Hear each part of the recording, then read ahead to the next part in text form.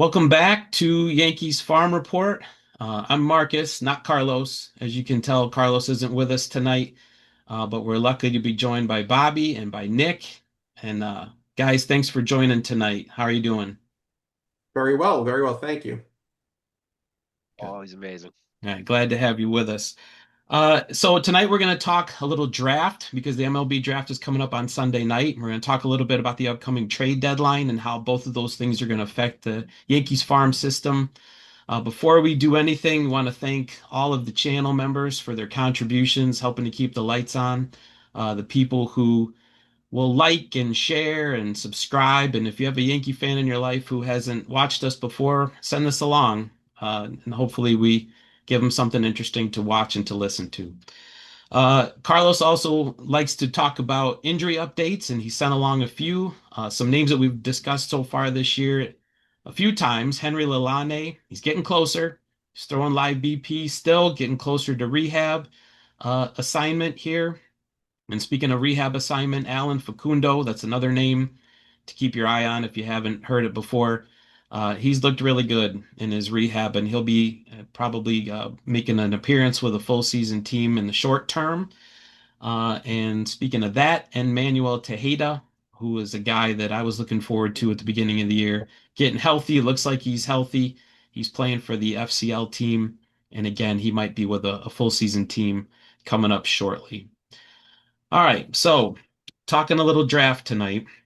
And when you if you're not familiar with the MLB draft, it's not like the football draft, it's not like the basketball draft.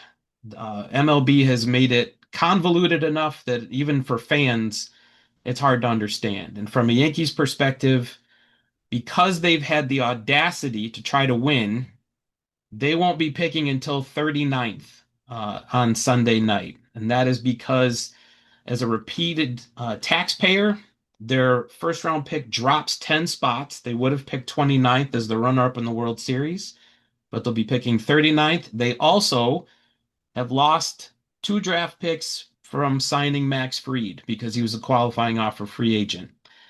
So the MLB draft, if you don't know, every team gets a draft pool. They get a certain amount of money they can spend, and every pick has a slot value that goes with it. And the number one pick has a very large value, and it is millions and millions of dollars different from pick 39, where the Yankees are going to choose. So, hope you're sitting down. The Yankees have the smallest draft pool of any team in Major League Baseball. And I think the Rays, if I'm not mistaken, will pick seven times before the Yankees pick twice.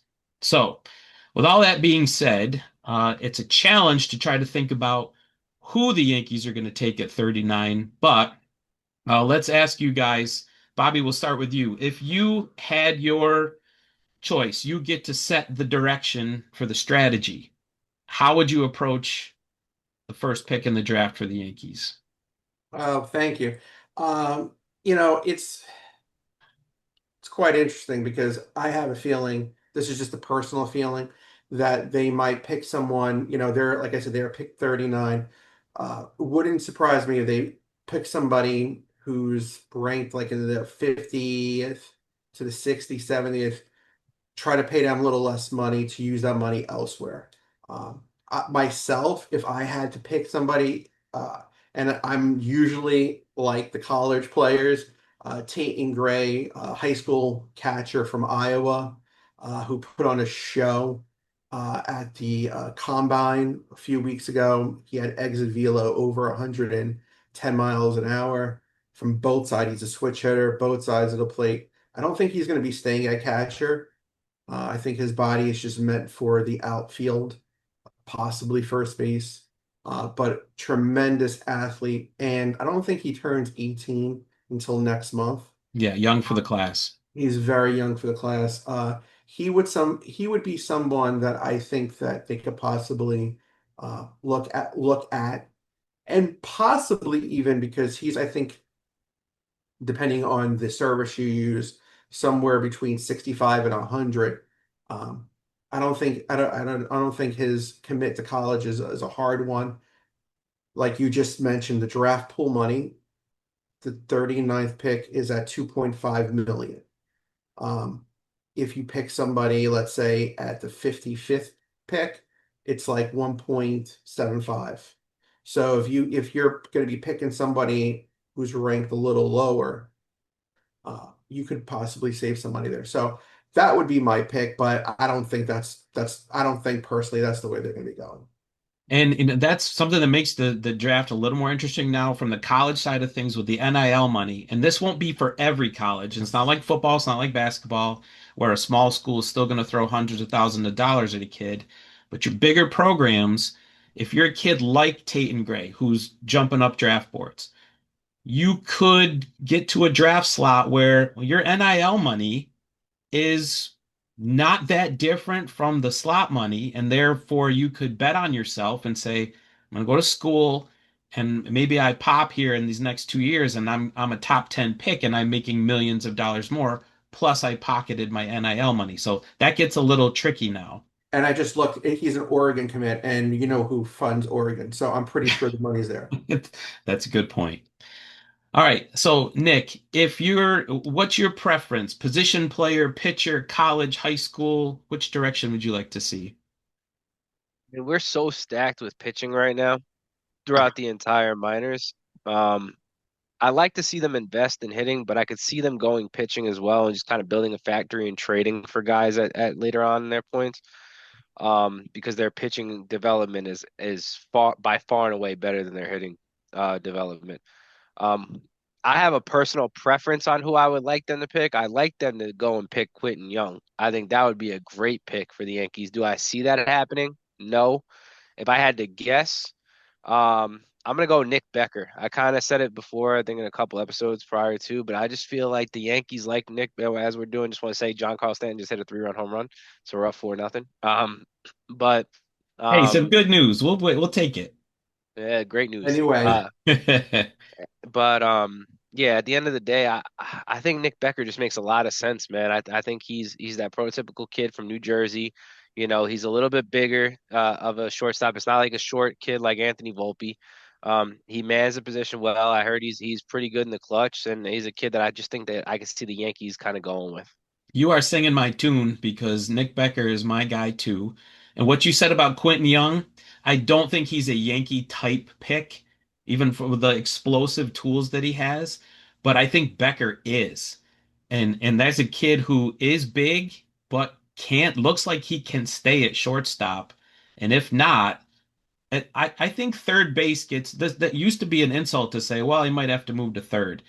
That's a premium position. Look around the game, look around the minors. I would take a third base prospect if I could get my hands on one. So I'm with you on that one.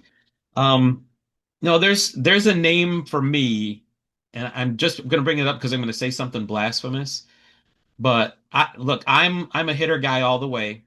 I last year I know the Yankees were pitching heavy in the draft, and there might have been a reason for that, to replenish all the pitching prospects that have moved on in trades.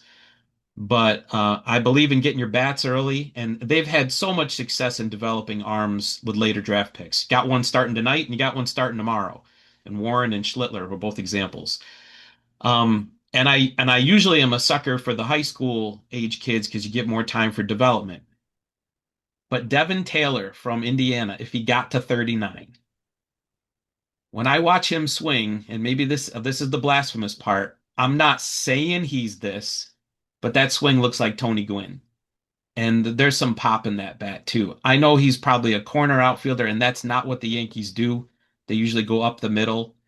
Um, but man, I like the bat. So, any other names from you, Bob, you want to throw out there that personally you like? yeah, I mean, first of all, I have no problems with Nick Becker. And last year, Nick down below, right over there, was really good when we had our little draft talk. So if Nick Becker is the selection, it's because Nick over here uh, can forecast the future. Put it Nick out Becker's, there. yeah, I watched his game because actually Don Bosco being in New Jersey, um, actually where I lived, they won the state championship and they played right before right before my local team did. And Becker's, Don Bosco is a very solid program. He's got his brother at UVA. It wouldn't surprise me at the least. And there's talk that he is anywhere between pick 31, 32 to pick 45. He's been linked maybe to the Dodgers, the Orioles, and I think they have a few comp picks. So he could be in that range. In terms of other picks possible, I don't want to say this is a fear of mine because, nothing really is not really a fear, but I could see one of the pitchers from either Vanderbilt or LSU being picked. So you're talking about DJ Thompson, Corey Boker, I think his last name is, and then there's the kids from LSU, Anthony Iverson, right? And Chase, Doors. yeah, I think, and they seem to really, really like those two programs. Zach Root's name has been mentioned a lot, especially by Callis. So any of those stories, and then the name that came out this weekend, which I think makes a lot of sense. I don't know if he's going to be there. Is um, Quick Riley Quick Riley Quick. from Alabama. So an SEC pitcher, kind of fits what they're looking for. And do they get someone that, like I hate, and a lot of people hate it, but DJ Thompson is like, right out of the box. He did great in the Cape. Um, he had a great year for Vanderbilt. He is undersized, but he fits what they usually look for, multi-pitch pitcher. He is currently ranked in the 60, 80 range. Do they sign him for 1.8, 1.9, and then use that money for later on in the draft? It wouldn't shock me. Kind of a big Uh, fastball there from the left side. Um, does come with a changeup and is a pretty. I don't think he's a bigger guy, but he's good looking athlete, physical guy, durable build. So that would work. You mentioned Zach Root, funky looking delivery, unique, I would say, but you're probably drafting a big league pitcher if he can stay healthy because he can pitch backwards. There's a lot of Yeah. breaking balls there that he's got confidence in. And Riley Quick, I think the most interesting thing I read about him was that he was a four-star offensive tackle Yeah. coming out of high school. So that's a pretty Like interesting 6'6", body type. 265. Yeah, big dude. And we know the Yankees like their big dudes. So there's that. Um and you're right. So the value might be there for pitcher. So Nick, what else you got? You got any names that you kind of like here? Yeah, I mean, JD Thompson, I don't see them going 39 JD Thompson. I think that's way too high. I just don't think that's going Yeah. to be a realistic spot for them. I will say this, before the year started, I talked to a scout for the New York Yankees, and I asked him, I said, "Hey, who are you guys looking at this year?" And believe it or not, he off the record told me like my number one guy is actually Cade Anderson for us. And next thing you know, he blew up this year and is now a top three pick in Yeah. probably the draft. Yeah. Was a guy Yes. that they were huge on. Like he was like, if we can get a hold of this kid at 39, he's a steal. I'm telling you, he's going to probably be a Hall of Fame pitcher, very Max Fried-esque with better velocity. I Mm. was like, okay, like we'll see. And he's like, no, I'm telling you, watch. And the kid blew up, and now he's going top three. So it wouldn't shock me if Shores is that kind of guy because he's hitting 97 to 101. Um, he's a guy that he's a huge build. I think he's what 6'8", if I'm not mistaken, 6'9". He's a monster. And he's got wipeout stuff is just all control. And the same kind of concept with Thatcher Hurd. Like Thatcher Hurd should have been a top 15 pick if he had control. And I feel like that's the same way people are going to look at Chase Shores. If it's just control, Yeah. I could see the Yankees buying on that and trying to really build it up if they're going to go down the route of like a JD Thompson or somebody that's ranked towards the third round and try to push on that first. Um, I do think the other pitcher from LSU, Anthony Iverson, I think I can see that too. But I have a funny feeling they're going to go bat here this year. Like I know that we talk pitcher, pitcher, pitcher, but I just think it's going to really be either Nick Becker I wouldn't be shocked if it was Root or right or one of those kids. As we're talking, Austin Wells just hits a 2-run monster shot. So Yankees are up Let's keep six on nothing. talking so they Yeah, keep on Nick, you got to scoring. keep talking. We're going to shut up and you take it the rest of the You keep way. talking, buddy. But but yeah, I would say at the end of the day, like I could see if I had to pick a top three, I'm gonna go Nick Becker. Um, I would probably say Zach Root, and then I would probably go the other LSU pitcher, Anthony Ison. Those would The be my three. the only, I mean, great points. The bats uh, that you, bats in that kind of range is kind of weird, in the because usually those good bats they were talking about Andrew Fisher, who I think is going to be gone. He was a local kid from Wall High School in South Jersey. Um, the two Lotus kids, I think the Lodice is the name, Yeah. which Alex Lodi. yeah, Alex and Kyle.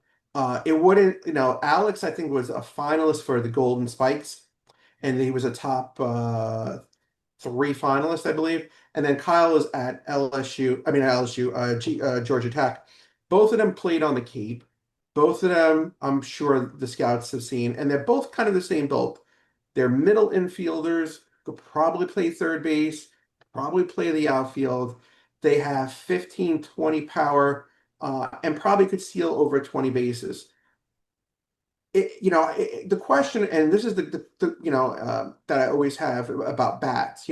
Bats, good bats go fast, and then you really have to do a great job of scouting. And you guys probably know better than I do. They did a really good job last year. If you look in picks 10 through 20, the Tool kid, right, the Jones kid, they did these are picks you have to do scouting on because they even though they're like the 300-400 ranked, throughout the country, you really got to know what you're doing when in that you know 30 to 70, 75 range. There's not many bats that just stand out saying, that's a bat that I could pick at, you're either overpicking them or you're hoping that somebody slips up and goes that way. And that's where how much projection can you live with? I mean, the draft is all about projection, of course, but with the pitchers, sometimes a lot of it is done and you can see it and you can see what this, we know we can do this and maybe tweak this guy to be what we want him to be. But with hitters, especially the high school ones, there's so much physical projection that goes into it too. Like with George Lombard Jr. does not look now the way he did when they drafted him. He is a different physical specimen now. And you have to build that into it. Does the kid have the makeup? Does he have the drive? Does he have is this his number one thing where he's gonna do what he has to do physically to be able to let unlock those tools? And that's why like some of the guys I like, the Josh Owens and the Ryan Mitchells, who I don't even know if are gonna be available when it comes to the Yankees or like a Jaden Fauske who is just a baby face kid, but what can you project those guys with enough confidence that you can sign them at 39 and feel like they're going to be what you want to be? That's the tough call, and Yeah. it's why I do agree with Nick. I got the same. I listened to Damon Oppenheimer and I listened to someone else from the amateur scouting department in the off season talking about the draft, and both mentioned the high school shortstop crop. Now that's with full knowledge that they were going to be picking at 39. So either they're talking about the Eli Willits and the Billy Carlsons who they have no shot at, and they knew they had no shot at them, I would think, or they're talking about the guys who might fall into their range that they might be able to pick. And So there are quite a bit of few high school shortstops in the 50 to 100 range. You know what I mean? That yeah. they could, get and stuff. You know, I just feel like maybe, a broken record, but I always feel they go back to the well. And what I mean going back to the well is like SEC, you know, And you mentioned the Cape Cape, Cod, and the Cape Cape Cod. cannot be ignored. If Yeah, guy I'm just popped in the Cape, like I'm looking right now, and I have him as somebody, that's on my watch list, and that is Daniel Dickerson from LSU, who I think he transferred in this year from I think a Utah school, and he had a good year. I mean, looking at his stats, 12 home runs, 40 walks, 42 strikeouts, and stuff. but he was on the keep last year for a little bit and stuff. And knowing that he's coming from the LSU program, I think they just with the destruction of the minor leagues, and I think both of you guys would agree, the development system, and having these multiple teams, you know, you have to trust your college, you know, development departments and your coaching departments. And I think teams like LSU and Vanderbilt stick out. Could be Alabama too. I mean, they've been in Alabama. Mississippi State has been a school that they have, went to before in the past. So I think they just circle back because I know those kids probably are getting a good development program, good nutrition, good, Good mental competition. competition. And of course, you're playing great Yeah. competition. So, but it wouldn't surprise me if they went for a high school player in the first pick and stuff. It's how they want to manage that draft pool. That's the way I'm saying. I mean, if you're going to get a high school kid and they're going to sign for draft money, which is 2.5, I don't see why it wouldn't be a problem. And if Nick Becker wants $3 million, they might not be able to swing that, but they don't want to sacrifice down the. They don't pick again till 103. So I don't know how they're going to manage Well, their. let me ask you guys, whether it's Nick Becker or whoever, would you, because I could tell you I wouldn't. Would you sacrifice pick 7 through 10 when you're a pick short this year to get that extra 500 million? See, I wouldn't. You know, So, so I'll answer your question, Bobby. So the answer is it depends on what I think Nick Becker is. So if I think Nick Becker is a top 50 prospect in 2 years, and I think that I can develop him to being a big time major league shortstop, and the expectation is that this guy can play for my team, or he's going to be a big time trade piece in the future, then there's no question 7 through 10 doesn't matter, or 8 through 10. We'll just use 8 through 10 yeah. because that's the money to make it up. Those picks don't matter. And the Yankees usually those picks don't matter 8 through 10. Those are like low level guys. They always, unless it's Will Warren who went for the eighth round, but like most of those times they don't matter.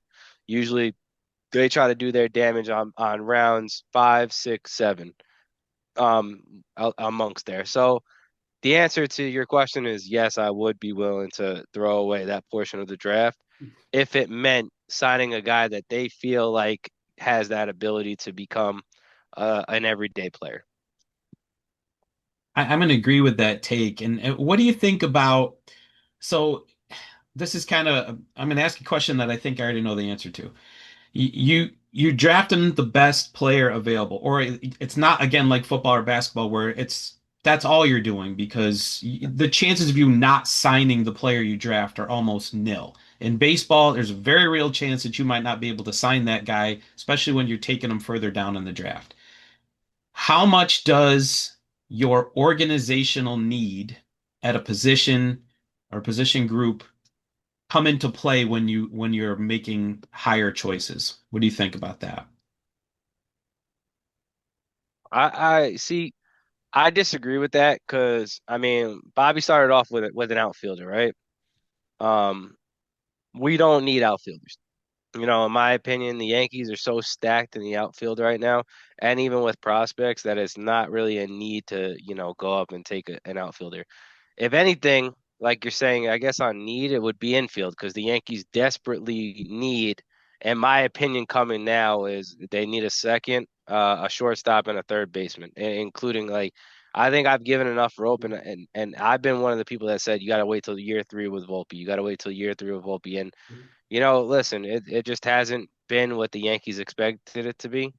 Um, and that happens sometimes. Look, you take your lumps and you do what you got to do, and you hope for the best, and you invested in that. And I'm okay with the Yankees failing and giving a kid a chance. And he's not a terrible player, but he's failed on what you expected it to be of a top five overall prospect. And that happens at the end of the day. So I disagree with saying that like go you got to take what's best the best player available because that kid could end up being a Roman Anthony who turns into the number one overall pick and he might just be better than uh let's just say for giggles, a Cody Bellinger at the end of his career. So So you looked at it in a way I was going to ask that even crazier question, but so let's say you look at your system and you say, we don't have a lot of shortstop prospects. So does that push a shortstop higher on your board? Or like you said, we don't have a lot of outfield prospects. Let's look there. Or the crazy question I was going to ask is, man, our pitching depth has taken hit after hit after hit. Yeah. Do we start looking at college pitchers who we think we can move fast and bring them into the system here with a higher draft pick and push them up the board? What do you think about that? Yeah, see that I'll start with the last part there. So college pitching, right? The Yankees are so slow with everything anyway with moving pitchers because there's about 40 pitchers that should have been moved for a while. I mean, I'll be honest with you, there's no re realistically, there's no reason that Ben Shields shouldn't be at AAA at this point. There's no reason that Brendan Beck shouldn't be able to get an opportunity to pitch over Marcus Stroman. I don't care what anybody says. That guy has earned the ability to pitch in the major leagues. He's 26. I need to know what I have in him. Sure. On top of that, you have a bunch of young kids that people don't know about, like Carlos De La Rosa, who's throwing 97 at 17, that they just signed. Ramirez, who's topping 98, 99. Angel Benitez, who's, in my opinion, we haven't seen him in a couple of years because he's been injured. He's going to come back next year, but he's sitting 101 and topping 104 as a starting pitcher right now. And people don't know that because we haven't seen him in a couple of years, but I wouldn't be shocked if he comes out and is the top pitching prospect next year once people start seeing him throw again. Thatcher Hurd's another one. They have so many pitching prospects that are injured and then that are still coming back and that are pitching right now, like Elmer Cruz, right? He should be up at AA. There's no reason him and Kyle Carr should not be at AA. I think they've proven enough there. Josh Groves is another one I would argue should be up at AA. And Brock Selvage, I mean, he's another guy that I like a lot. The Yankees just have pitching prospects throughout that I think are good enough where I don't feel like I need to invest in that. Now come back to the shortstop thing. The Yankees know what they have in the international market. Mind you, the DSL, this is probably the most impressive that the DSL for the Yankees has looked in many years with their performance on there. And a lot of those guys should be given a shot, like a Carlos Baylor, who was pretty much a late signing that we got from the Phillies later on. Also, you have sorry, I said Phillies, Pirates, sorry. Then you went and you picked up, Richard Matique, who's killing it. Villario, although the power isn't showing, is looking better with the bat. You got Kenny Pineda, who's elite level backstop. Capellian, who's looked good, who the Yankees picked up money to sign previous 2 years. You got Marinez, Manny Cedeno, who's one of the youngest kids in the DSL. And then on top of that, next year you got Wandy Asijan coming in. Following year, you got Gabriel Vera. You have Myron De La Rosa, shortstops. They have so many shortstops that are going to come through the system that should stay at shortstop. I wouldn't necessarily say that. I look at a draft and say, let me get a shortstop real quick. And I still have hopes for Roderick Arias. Roderick has had his ups and his downs and his slumps this year, and that's okay. And then he's told Carlos the other day, like, hey, I know it needs to be fixed. I just got to get the ball in the air more. And he has. He's been dominating the last like 10 games. I think he's hitting over 400. Um, With some so home runs too. yeah, with a couple home runs. I think at the end of the day, like it's just patience. You got to realize like he's a switch hitter. It's going to take a little bit longer. Um, that's why I think Maea, you started to see it this year. Like he should have been at Tampa until he got that ankle injury. He started to show what everybody was saying. Well, he needs to show power. He needs to show that. It's always the last tool that shows up. And with Roderick, he's still 19, 20 years old. So at the end of the day, it's not a kid I'm willing to give up right away either. And the Yankees just have so many good shortstops. I just think that same thing with Lombard. People are saying he's not showing power. He's not showing power. The kid's 19, 20 years old. It's Oh gonna yeah. come. Yeah. Not worried about him at all. Yeah, what you see is answering to the question. You look in the past 3 years, that the past three drafts have been totally different from each other. So if you look at the 22 draft, which is the Spencer Jones draft, first they pretty much hit off. Anthony Hall didn't turn out so far into anything, but the first seven picks. I mean, Cam Schler was seventh round pick. Is going to be pitching tonight. I think there's a home run just now from Judge. So hopefully, there's some luck You going got on the magic too. by this conversation tonight. Jeez, And then your TV is like 4 minutes ahead of mine, man. I'm on a 3-1 count right now. yeah, no, and I have DirecTV. Go He's living figure. in the future. DirecTV is pretty slow. And then the 23 draft was what like Nick said, they felt like Lombard and you would have called it sacrifice or being smart, whatever. They took some of that money and got that. And then last year, I don't think when we were talking last year, uh, I didn't foresee 6 or 7 straight pitchers. So to say like we kind of know, I have the foggiest idea. I would hope they get some bats. I would rather like a 2002 draft where there's a mixture and maybe there's a prep or two kid in there. But it's really, it's going to be anybody's guess until then. Yeah, and You know, they don't know. They don't know who's going to be I've available been right I've now. been preaching for more lefties in the system, and every draft I feel like Charlie Brown kicking the football because they don't draft anybody, or it's like a relief pitcher. You know what I mean? I mean, last year I thought it was a great pick with the Herring pick was a pretty good pick. And we mentioned we Rivas too but was a that's great pick. yep. I was about to say that. And Rivas, which, if he was healthy, he would have been much higher. Who they draft this year, when it comes to lefties, I hope it's a few, but I can't guarantee anything like that. But I think they're just going to go for what they know and what their scouts have told them that is the best path. Because here's the thing that we can say now that, and Bobby and I are close in age, and Nick, you understand this too. They used to not be good at drafting Oh, players, and especially in the first round, and they've gotten good at it. Starting in 2013, and they didn't have a first rounder in 2014.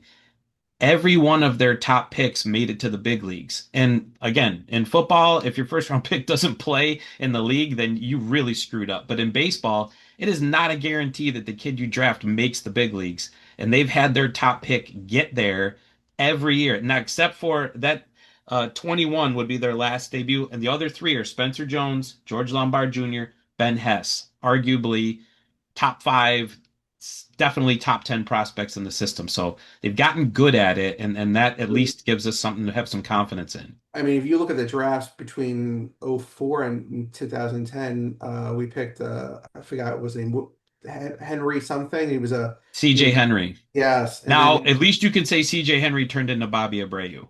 yeah, that's what I was gonna say. And then we had Slade Heathcote, Slade Heathcott, who Blade, just got hurt. Blade And you guys are hurt. trashing on my boy Cito Culver too, huh? Oh, And see, I I was was gonna getting go there. Cedar Culver, who I was gonna say, isn't he where you live too, right up there? Marcus, not too far up there.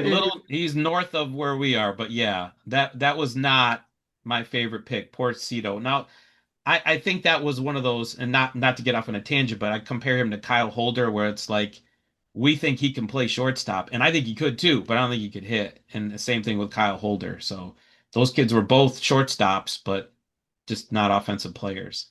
And I think they've gotten away from that. I think they're now a little bit better with the hit tool. I have a question for you guys, maybe, with this draft, because I love looking really deep into it. Who are some of like your fourth, seventh, eighth round picks that you think might fit the bill? I'm gonna cheat because I go to the Cape every summer, and I get out and watch some baseball. And this kid that just jumped out at me last year named Murph Gray, who I've been following since then, third baseman. He just absolutely hit the snot out of the baseball when I saw him and played. I thought he looked great at third base, and he was playing on a team that had an assistant coach named Tino Martinez. So I'm hoping he had a little Yankee insight there. But he again, not your Murph's a good player. typical Yankee pick, but little personal cheese ball there. Murph's a good player. Um, another couple of kids from the Cape League that were hitters. Drew Farrow from LSU, switch hitter, mid infielder, and Luke Hill, who played in, I believe, Ole Miss, was also on the Cape. Third baseman, he could pick the position. Right hand bat. Could see possibly the two of them anywhere from the fourth, seventh round pick. And in terms of arms, a local kid. that I would love for them to draft is Kyle McCoy from Maryland, who went to Huntington Central, had Tommy John surgery last year, and pitched very well coming off it this year at Maryland. I could see him in the rounds 4 through 8. Nick, you got any personal favorites there? I mean, personal favorites, I wouldn't say. I don't know. I think he kind of hit it earlier. I think Cody Boker is a guy that the Yankees will target from Vanderbilt. Yeah. Um, on top of that, I also could see Matt Scott, another kid that, but I know he just went to a different school, but he's another guy I could have seen the Yankees targeting. But my personal favorite around there um is the he's not a JUCO kid, but his name is Matt Barr. He's 6'6" kid going to Tennessee. He was at Niagara. Yes. Uh, SUNY kid. I know the Yankees scouts follow him pretty in depth, and they've been on him for a while this year. Um, and I think he just dominated where he was. I want to say he didn't give up many walks, and he just struck out like 150 something plus people. Like he was just so dominant. So he's a kid I could see the Yankees looking at in like the third or fourth round, and maybe saying, "Oh, let's grab this kid and see if we can get him for like maybe a little over slot." Yeah, that was a big thing from Tennessee. So they're paying some money. Hey, no, Yep, we're talking about the draft here. Let's not forget Ben Shields, Dylan Hasso, Rafael Flores, not drafted. undrafted. And the Yankees have also gotten very That's good at signing free agents after the draft. So just because the draft is What's over, his it's name? only 20 rounds. What's Parks that? Harbor last year. I think he's injured. Parks. Parks Harber, no question, who, yeah, unfortunately hasn't played here in a few weeks, and we don't know exactly why, or at least I don't know exactly why. But yeah, they keep finding guys here after that 20 round draft is over. So Yeah. just because a guy doesn't get his name called doesn't mean he's not going to be a prospect. And so moving to the another thing that's going to impact the organization coming up here, and that's the trade deadline. And the Yankees are in an unenviable position because of injury and I suppose performance that they might need more than they can acquire, or at least whatever they're going to try to acquire is going to be very expensive in terms of what we'll call prospect capital. So I'll ask you here, Nick, is there anybody and you can include young players on the major league roster who you would call untouchable? So before everybody Bobby throws in trades is damn near untouchable. All right. I see Bobby thinking out trades every day trying to throw people in trades. But realistically, um, there's about 6 or 7 guys I truly wouldn't want to trade from the Yankee standpoint. I think LeGrande is one of them at this point right now. I'd like to see what the kid has. I mean, he's starting to put together the control, and if that's legit, I just don't want to give that up for anything that's on the market right now. Um, Schlittler was another one. There's just another kid that I just right now wouldn't want to give up, especially if he's hitting or sitting 96 to 99. You just don't give up an arm like that with that kind of size. Another guy I wouldn't want to give up right now. Obviously Lombard. I'm not interested in trading George Lombard, but even Spencer Jones, man. But like I would say about like maybe a month ago, I was like, "Yeah, throw him in a trade. Whatever, I'm done. Like it's over." But this guy went on some wild run, and and I feel like we could say whatever we want, and we can really trash this guy during the season sometimes. But there's something to be said about John Carlos Stanton and big guys. Because when he went down there, I feel like that little bit of time was enough for him to probably say some stuff to Spencer Jones. And he just went on an absolute tear after that. And I feel like he helped Judge transform to even a better player as well. And Judge will even say like John Carlos Stanton's been huge for him. I would like to see Spencer Jones get up and work with John Carlos Stanton to maximize potential before John Carlos Stanton's elbows disintegrate. It's just I think that's a perfect a perfect thing for him.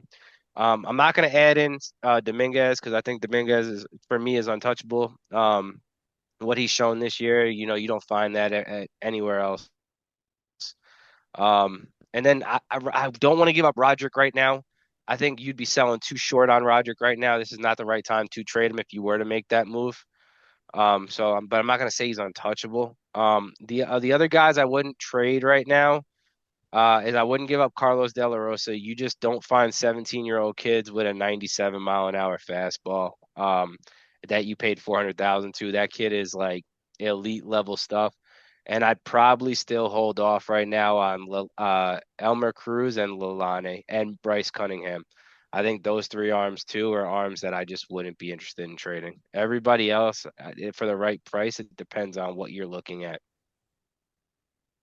How about you, Bobby? No, I agree. I mean, I think the players that Nick mentioned, like, I don't think they want to trade them. You know, I mean, it really goes back to what are you trading for, right? If you're going to be wanting, you know, I don't know this is a very, I think it's a very bad deadline, to be honest with you. Um, but if you're looking to get like Mitch Keller from, the Pirates, you're going to have to trade. Yeah, because everybody else is trying to get him too. You know what I mean? Yeah, but why do you need a starting pitcher, Bobby? Like that I that's agree with where you. Listen, I agree with you. I agree you with you. but I seen you throw trades out there, man. And it's like starting pitcher, and I've said it 100 times over, man. There's no reason the Yankees need to make a starting pitcher trade. I It agree, doesn't make sense. I agree with you, but the thing is that that the general manager is not going to trust what he has. You know that. He is not going to trust as much as I would like to see Cam Schlittler tomorrow night, and we saw Will Warren tonight do this, and Stroman should not be on the staff. We watched this now for the past 2 months, and they finally admitted to today that DJ LeMahieu cannot play third base because he's physically incapable, right? So why was he playing? Why was he given those at bats for the past 2 months? And it comes down to loyalty, it comes down to money. And they will always go for the veteran over the young kid. That's the fact of life. Do I want to be trading for Mitch Keller? No, I rather trade fringe players 40 on the 40 man rule five guys and maybe get a But set. the Yankees, listen, I'm gonna tell you why the Yankees aren't gonna make that deal. So regardless, you have even Mitch Keller is locked up for a few I'm years not saying I want to afterwards. buy him away. I just wanted to Right, preface. right. But he's locked up for a few years afterwards. The Yankees are getting Garrett Cole back next year. They're Yeah, getting Luis Gil back in probably about a month. And you can say whatever you want, but Luis Gil is the only guy that can stand on a podium and say, I won a World Series game. When I pitched, the yeah, Yankees won a World Series game. Garrett Cole can't say that right now. Truthfully, he can't. So he should have won two of them, but he can't say that. So at the end of the day, you have Max Fried. I yeah, believe they're obviously going to go with Max Fried, Carlos Rodon. They're comfortable enough going with those two yeah. guys. Luis Gil has earned the right to pitch in a game if he's healthy. And then whether it be a Will Warren or whatever, I've seen them throw Davy Garcia and Aaron Boone get clowned for taking him out and then throwing Jay Happen and getting destroyed. So at the end of the day, I won't want to say that this is a different Yankees to me. Like they will go with young pitching, and you can't have a starting rotation of four guys making 20+ million. It's So just too much money. I'm not. I would. Why I if they're going to be getting a pitcher, I think it's going to be a rental. It could be a Kelly from the Diamondbacks. But that costs too much for something that's just not worth it. It's not going to be worth it. Well, I would be shocked if they stayed put with the arms that they have. I would be totally shocked if the general manager stayed put with the arms they currently have and Yeah. put his trust in two rookies in Schlittler and in Warren. That's what makes I mean, this Will, so interesting is that you've got are Warren and Schlittler untouchable because they're two-fifths of your rotation right now.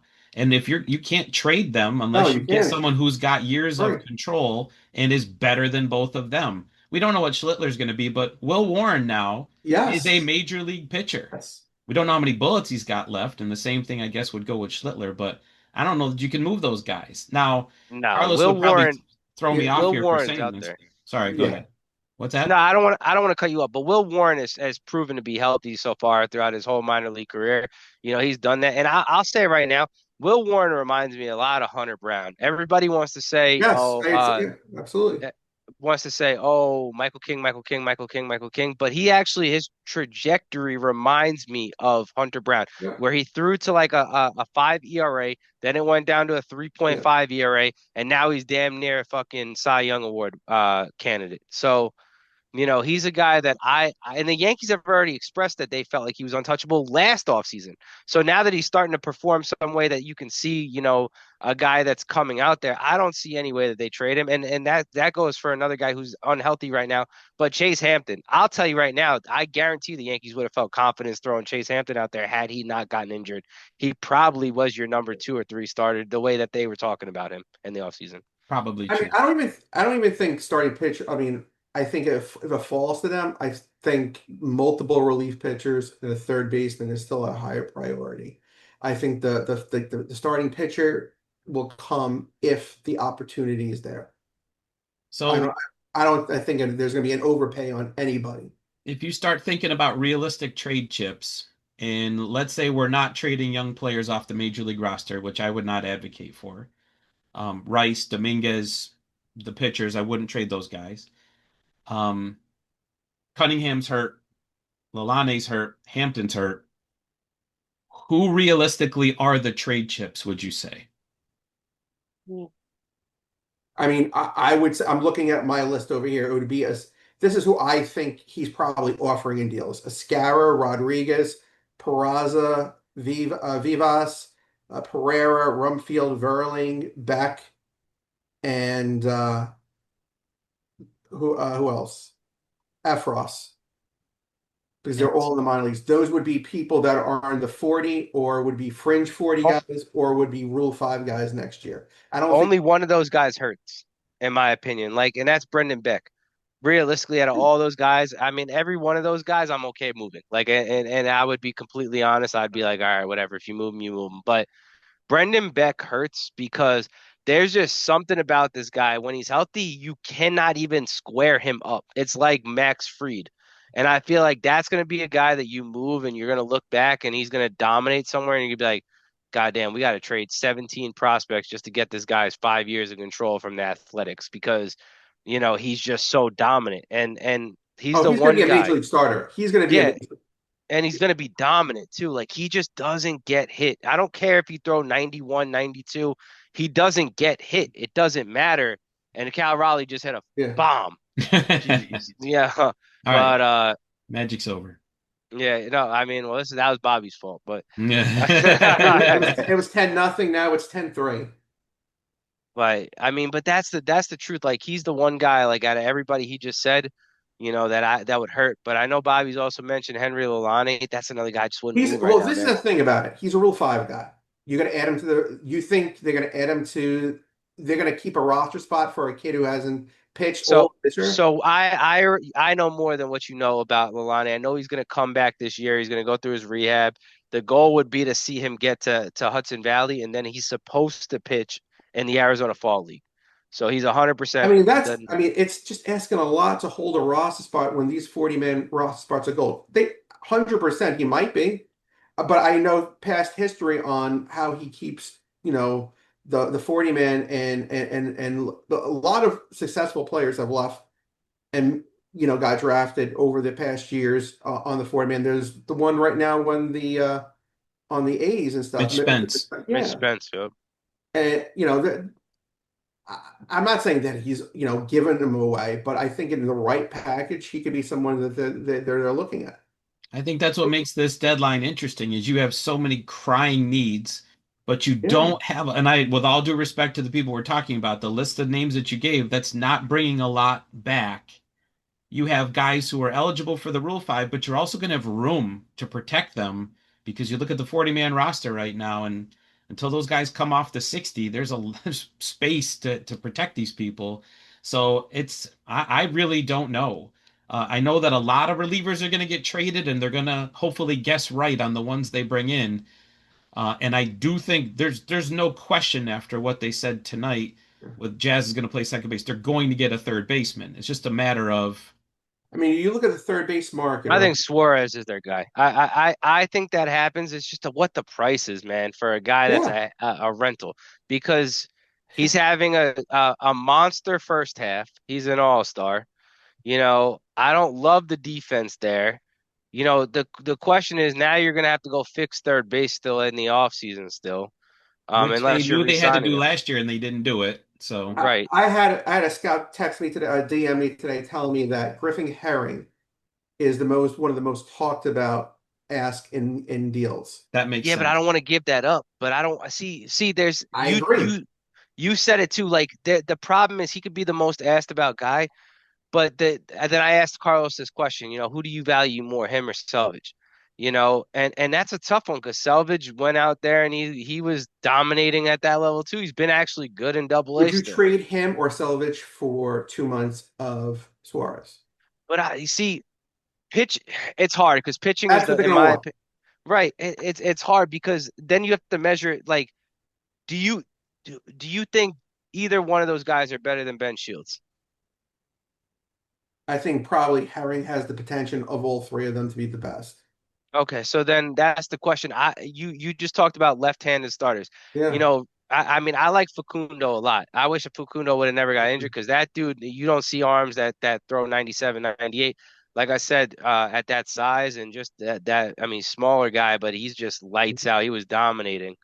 Um, it's hard because I do think the Yankees have so many guys that you talk about, and then you still have question marks about I right now I wouldn't have so much question marks about Rodon because he stayed healthy the last 2 years basically, but Max Fried's always likely to get injured for a month. That's always been a proven record with him.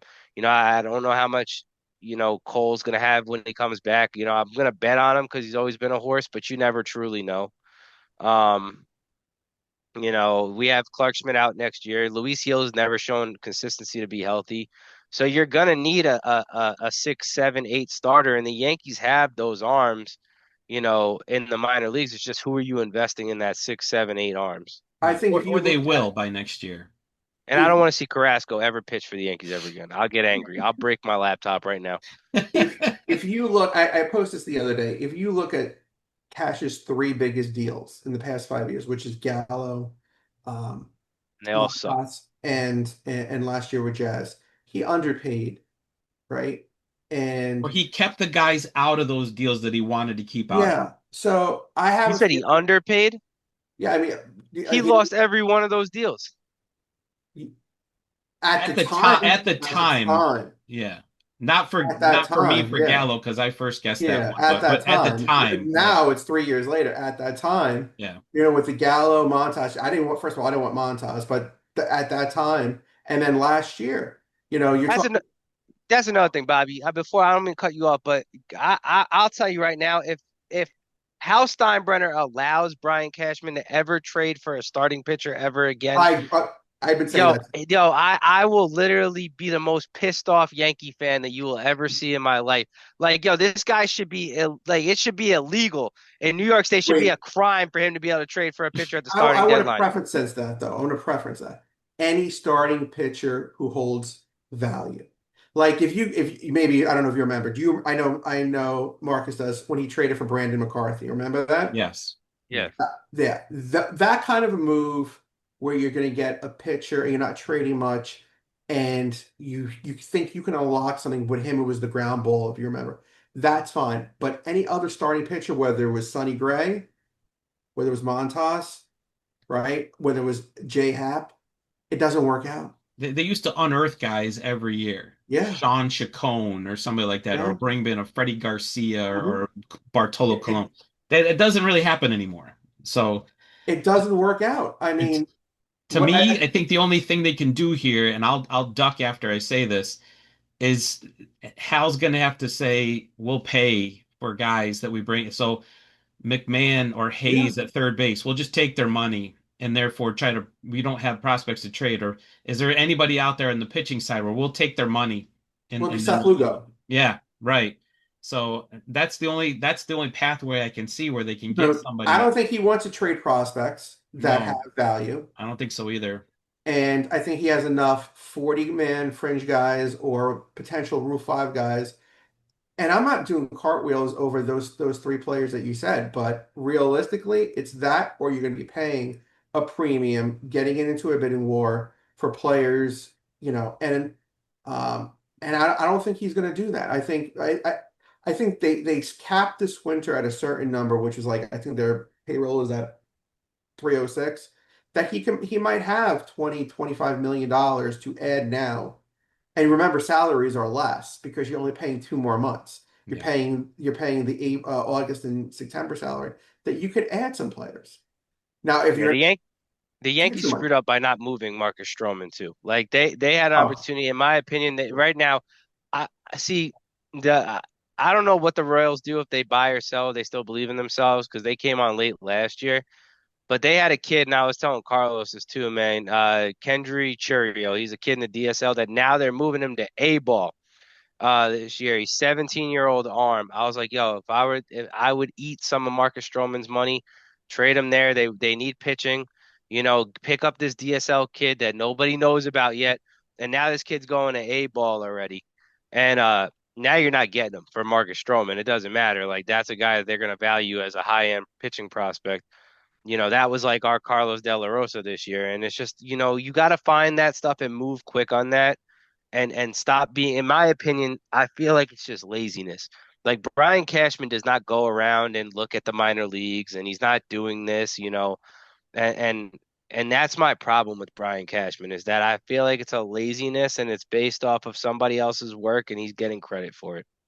For a long time, they had a run of trading prospects, and none of them came back to bite them, and that has started to move in the other direction. So I Yep. think that's something there. There might be some sensitivity there for that too. and Yeah, plus, Josh Smith. let's be Yeah. honest. This deadline is there's nothing like I say spectacular that you want to get. I mean, there are literally 10 to 15 relief pitchers. Any of them I think will, if you can unlock them or you feel like you can unlock them, will be fine. The Yeah. third base market is god awful. That, I mean, what I know they have like McMahon in the past. They have like, Hayes in the past. Either or. I'm not saying that that's something that I would want to do, but if the Rockies are going to throw in Bird and tell you you're going to eat the $32 million and take back, let's say, Pereira and Beater, I mean, I'm not going to lose sleep over that. Yeah. You know what I mean? I mean, I think, if that's the deal, then that's nobody's gonna lose sleep over that. But yeah, I that's mean, not what's gonna happen.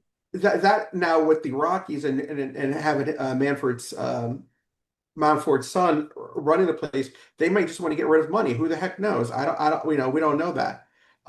But stuff, I think we're going to see things like that. I mean, there was an interesting quote, we hate dealing with Cashman at the deadline because he doesn't offer much, right? And I think that's what he's probably doing.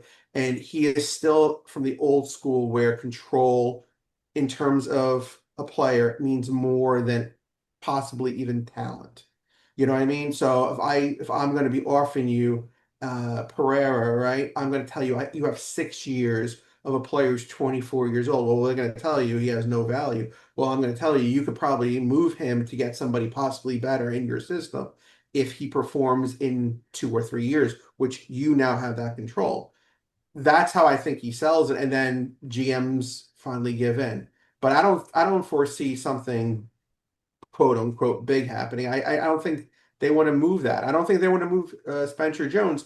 They could be down to two outfielders in a few months, right? I mean, Bellinger could opt out definitely, and Grisham is gone. So They should trade Grisham. I mean, I don't know why. See, this is what a smart general manager would do. Is they would have moved Trent Grisham in a sell buy-off move. The guy's having a career year. You probably could have moved him to the Guardians or somebody along that needs an outfielder, and you get prospect value back. And then it doesn't make it look so bad when you're depleting your system to trade for other people because you're buying and selling smart pieces. And that's the problem with Brian Cashman is that he doesn't understand that. Like that it's okay to buy and sell at the same time as well. And the Rays do that so well. no, They he really it's they very really do. the one year he did that. I don't want to say it backfired, but it was the Bader for Montgomery deal. You remember that? And Yep. he got Yep. a player that was in a boot for 6 weeks. I remember staring at my phone because I thought it was a prank. Yeah. I'm like, this So can't be real. as much as I mean, like, could he trade, Williams or Grisham for, somebody, I don't know who, but generic player? Yeah, but I don't really trust Cashman at making deals that are higher end deals because higher end deals just do not work. When he made the Bellinger deal this winter, it was a money deal. He traded nobody, bag of balls. I'm okay with that because you're not going to do. But when he actually trades prospects, whether that prospect becomes somebody or they move on and that team trades that person for somebody else better, the person they're going to get that was it a 22 draft. Everybody got hurt that year. Montas got hurt. Efros got hurt. Everybody they traded Bader for got got hurt. hurt. Yep, It was ridiculous. you're right. So I don't Law of want to really. averages should even these things out, and they have it's not even close. Well, to be fair, I gotta say this about Brian Cashman. The 1 year he did sell, he got a guy who is now a three-time All-Star in Gleyber Torres. Yeah, And I'm not gonna poop on this guy, but Clint Frazier before the concussions. concussions, Concussions. he was looking like he was gonna be a legitimate perennial all-star player. Yeah, he's gonna be the So, player. concussions are just it's like a death sentence in baseball, Yes. now it looks like it. So, um, that's just how I feel. Like, I mean, when he sells and he sells decent, he's okay at it. Like I'll be honest with you. I can see the Yankees, if I had to really guess, I think their move is like you said, Bobby. I think they're gonna go Bird or McMahon, or they're gonna take Bednar Yeah. and Hayes. I think that's gonna be their move, 100%. Um, And to your it just point, I think depends. they're better at trading for other teams' prospects than they are at acquiring major leaguers. The Luis That is Fields and the a great Caleb point. Durbins, the undervalued guys Yeah. that they sniff out, I think they've Yeah. been pretty good at that. Yeah, Yeah. really good. I mean, like, and that was another thing, I was, I put out there today. If you average his Cashman's deadline deals, it's usually three or four. Realistically, if you're looking from what we need in the bullpen, third baseman, there's even talk about even another outfield bat. Sherman wrote about that today. Right hand bat, starting pitcher. You're talking about five, six players. He ain't going to be doing five or six or seven deals. You know what I mean? So that's why I think he focuses on two teams, and the three teams that I'm looking at are the Rockies, the Royals, and the Pirates, and maybe get two to three guys, and he'll make two deals, and if he gets two to three guys from each deal, he's done. And then what will come next is maybe selling off. Maybe a team comes in for Grisham and offers a lot. You know what I mean? That can That would still be great. happen. Mhm. That could happen. Yeah. Mhm. I mean, I wouldn't surprise me. I mean, I think they want to give Dominguez more at bats, and they're very comfortable playing Bellinger in center field. So it wouldn't surprise me in that fact. But I think what you're going to see is cluster deals where it's two teams and two or three players going from that team. Yeah, Then see, let's see how I the don't thing understand what you were goes. saying there though. Like with Sherman, that doesn't even make sense. What's the need of an outfielder? At this point, like you have, if anything, just bring up Spencer Jones. I A mean that right-handed, I think his point today, what he wrote today, was a right-handed outfield bat that could play multiple outfield positions. Now, I I don't agree with I that. don't need that. We don't need that. It I doesn't don't. make sense to say that. Like I mean, that's just a guy who doesn't watch Yankees baseball and just making up stuff to write stuff on a piece of paper. It doesn't make any sense. The only thing you could sell me on right now from a Yankee standpoint, is They if don't you real trust. I think his point is they don't trust Dominguez batting right-handed, right? I mean, Dominguez hitting right-handed over the time has looked a lot better as the season's gone on. So and that's said once again, a lot of these guys show that they don't really know what they're talking about, and I've seen it in prospect rankings a lot. To go down there and rank Maeda from 10 all the way to 30 this year for a lot of these guys, and then he came out look good. You're gonna eat crow when you realize that he was actually injured last year, and you don't want to put that kind of stuff Well, in there. I don't know if you heard it, Nick, because when I was listening to this, I was thinking of you, and your mind would have been collapsed in. And that's a few weeks ago. Josh Norris he was on a podcast talking about the latest rankings, and he was just killing Um, he was killing Jones, LeGrande, like both of them are pretty much, he's a Betances part two, and Jones couldn't, hit water if he fell out of a boat, and if you listen to his full podcast, he went to the game that Legrande, and I say his name because I want to say it correctly. LeGrand, you Yeah, said it right. yeah. He was the game he had the 7 runs in, right?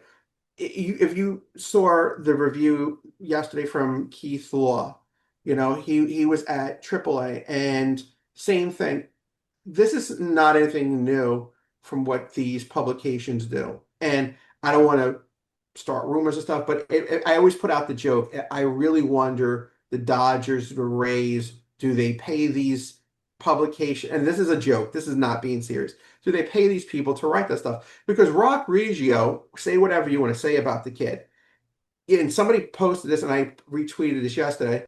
Okay. He's number 29 in the Yankee system, according to Baseball America. There's a player, forgot his name, in the Rays system that is equal, just like him, actually better, but he's ranked 15.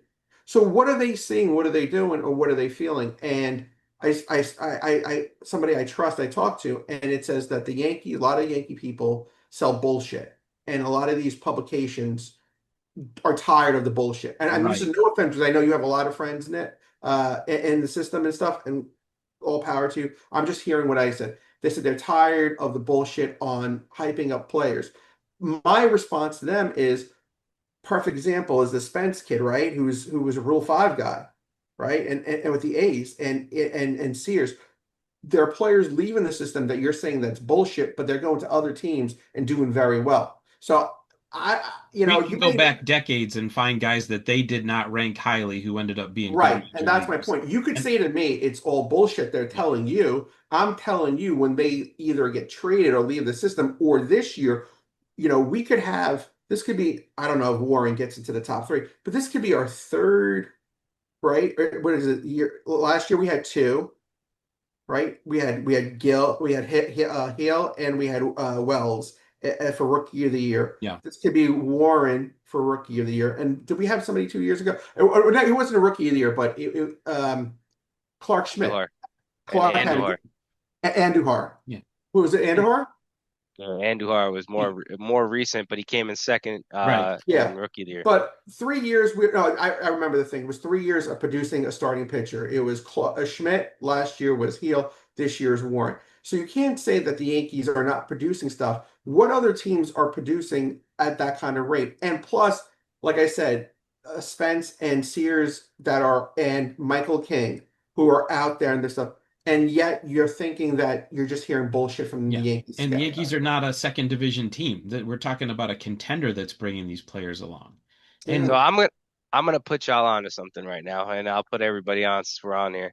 So I asked the Yankees about that. I said, "Man, you tell me this guy's ranked first or second, and why don't you guys put it out there?" So in the international market, the people I talked to, they were like, "It's we don't care about the media.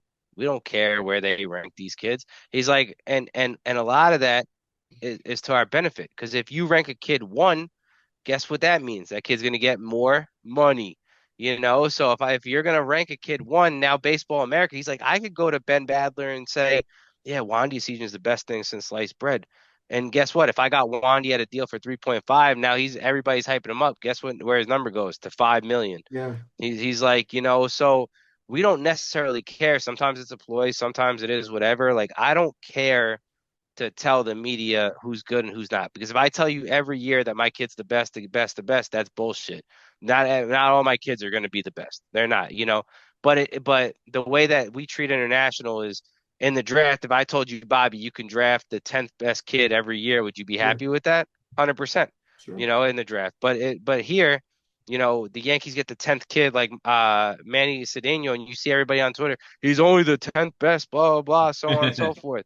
And you get people that get angry and feel however it is, but he's like, I would be satisfied if we got the 10th overall pick every year in the draft, but you Sure. can't get that. So, you have your ups and your downs. There are kids that the Yankees will let get hyped out, and then there's other ones that they slow down. Like I know Francis Romero reached out and said something. to one of the Yankees guys, said, "Hey, can I get a scouting report?" And he said, who do you think I work for? You? I work for the Yankees. I'm not going to give you my scouting report on one of our kids. Why would I do that? So you could put it out there and somebody else could try to make a better offer on this kid. Why would we do that? Um, and the Yankees are, I think they're actually more closed-lipped now than what they probably were in the Yeah, past. I Um, agree with that. and that's the thing about the Yankees. They don't necessarily care what the prospect is, who the kid is. Their goal is to, put them in a program, try to get them as best they can.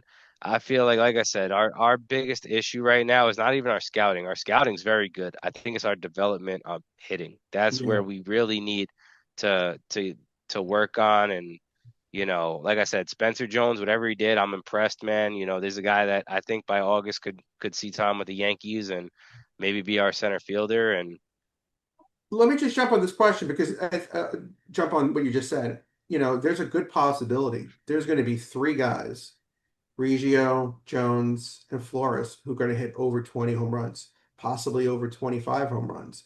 I can't even think when was the last time they produced three hitters with over 20 home runs in a season. Now, I I'm mean, Dylan Lewis too, man. Dylan Lewis might hit over yeah, 22. and Pereira could absolutely if he's staying with the club, right?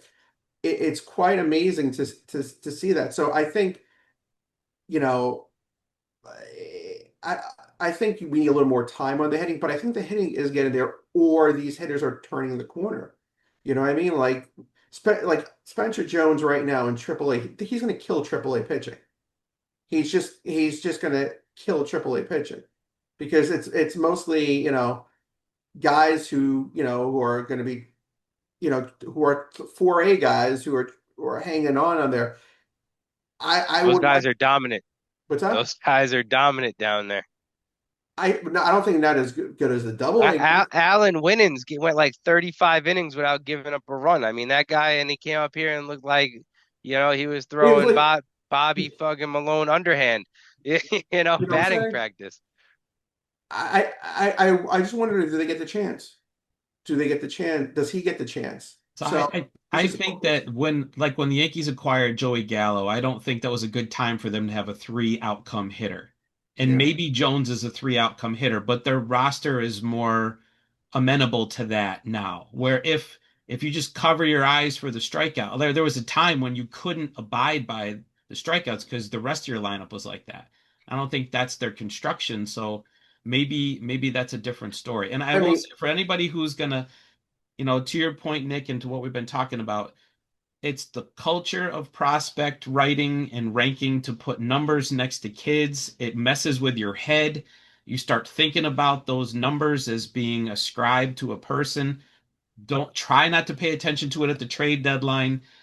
Keith Law, for as much as he's done, he said unequivocally that Austin Wells could not and not would not catch. catch. Yeah. And that's not the And way. he's never answered for that. He's never answered for Yeah, that. and you never really have to. So you just move on. So just it'll play out the way, but just because someone says this not going to be, it's not going to work out, doesn't mean that it won't. Let me ask you one question. Let me ask you what if Jones is 35, 85, 800, 20 steals, but 225 Ks, does that bother you? No, because that's what Judge was, and we're pretty happy with that.